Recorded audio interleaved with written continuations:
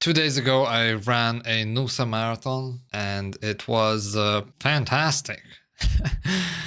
It was a joke. My performance was a joke. Let me quickly recap on what the hell happened. If you watched the previous videos coming into this, I was injured. I came in injured. My shin was inflamed, or at least I thought so. I had this shin pain for last 3 months, probably on and off. So I wasn't training properly. I almost didn't even start the race. A couple months ago, my coach told me to just pull out, but I was like, no, I want this. I need this. I need an adventure. Give it to me. Okay, fine. Just do it. But don't expect any miracles. Probably expect to get even more injured. So we did our best. I was training minimally. The day before, I was thinking of still trying to go for a PB. My last PB on the same course was 3 years ago. 3 hours and 22 minutes on the dot. So this time I was like, okay, if I can do sub 20, I would be happy. But my initial goal for this marathon was sub 310. That would be a great achievement. Sub 310, that's 4 minutes 30 per kilometer pace, which is just crazy. I've never ran at that pace. The most I've ran in my training 3 months ago before I got injured, I ran 19Ks at 4:33 pace. That was my best run in the last 7 months probably. The night before I was thinking, okay, let's just aim for 3:15. I gotta keep my pace between 4:30 to 4:44. And on the day I came in, I got myself into the fastest possible group, which was the pink start group, because I was intending to do somewhere around 3 hours when I was registering for this event. And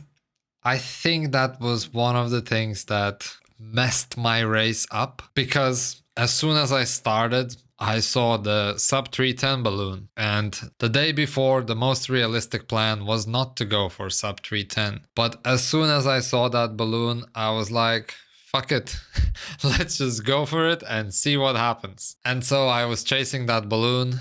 I had to speed up at the start to catch it, because when I saw it, it was like 300 meters away, maybe 200 meters away. Doesn't really matter. So I sped up, I caught it, and I kept with it for 24 kilometers. And after 8 kilometers, I started feeling my right calf a little bit, some weird cramping sensations. And I was like, okay, well, this is probably gonna be an issue down the line. And surprise, 24 Ks in, my right calf completely seized up and I had to stop. I see the balloon in the distance, furthering away, and I was like, okay, sub 310 plan is gone. The ambition is no longer there. But the good thing was that after 24 Ks, I still did not feel any shin pain. So that was amazing. So I was still positive, and because I blew up at 24 Ks, I got my 21K PB, so half marathon PB. I was running for a half marathon at 4:29 pace, which is insane. I've never done that in my life. That's another red flag that would have helped the assumption that I will blow up sooner or later, which eventually I did.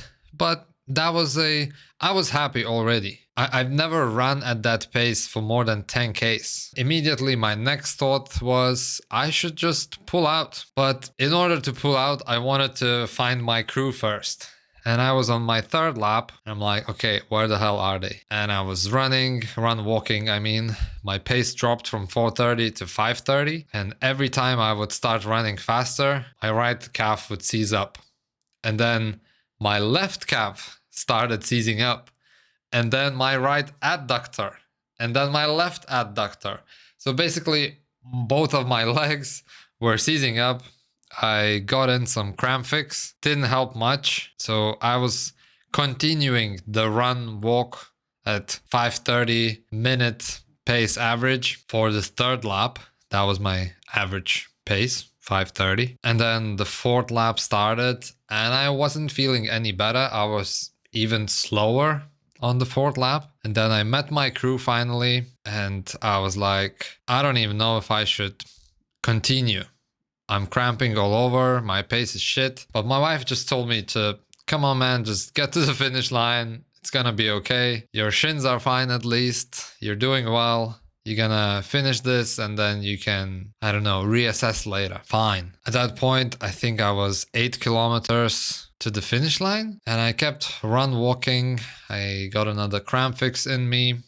Didn't really help that much. I was just undertrained and my muscles just didn't know how to cope with the load I'm giving to them. So that's why I was cramping up. Because the salt intake, the carbs intake, the water intake, I think everything was on point. Probably extra salt would have helped and it would have delayed this massive cramping and my muscles seizing up. My legs are failing. My legs are not legging no more, probably, but you know, I can't turn back. I would definitely do things differently if I could redo this race. And eventually I ended up finishing in 3 hours 40:09 or something. And it was my third fastest marathon time. I was going for the second fastest marathon time, but in order to do that, I had to do sub 3:40. And the last kilometer, I think I had 6 minutes to run. I'm like, okay, 6 minutes, I got this. And I started speeding up and my right leg just completely seized up. So I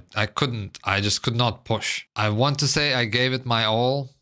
Yes, I didn't execute the race well. I should not have chased that 310 balloon, but it worked for me before. I had an experience when I was chasing 340 balloon when my initial goal was to do sub 345 marathon years ago. That was in Gold Coast. And that worked. And I was just chasing the balloon. That was my strategy. And I got the PB there. So I was thinking maybe today is going to be the day that I can do this at Noosa. All I can blame is myself. Hey, I got the sensations that I never felt in my life before. The adductor cramps, or at least I don't recall getting adductor cramps. So I finished the race. That's another good thing. I didn't get injured in my shins, which was my number one fear. I thought I was gonna get a stress reaction or stress fracture in my right shin, but none of that happened. So I'm very happy about that. Yes, not getting a PB sucks. Yes, I know what I was saying 7-8 months ago that I would run sub 3 at this point, but the injuries happened and I overtrained.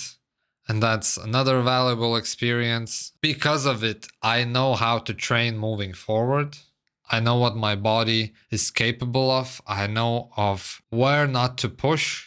And I can read the cues moving forward, the signals that my body is sending. I know when to deload.